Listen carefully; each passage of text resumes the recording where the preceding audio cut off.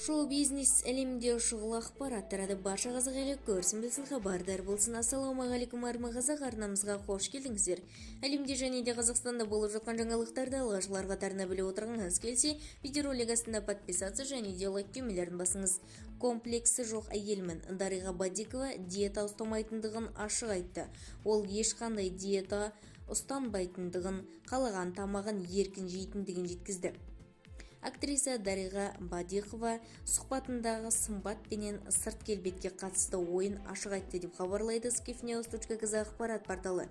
Ол ешқандай диета ұстанбайтындығын, қалаған тамағын еркін жейтіндігін жеткізді.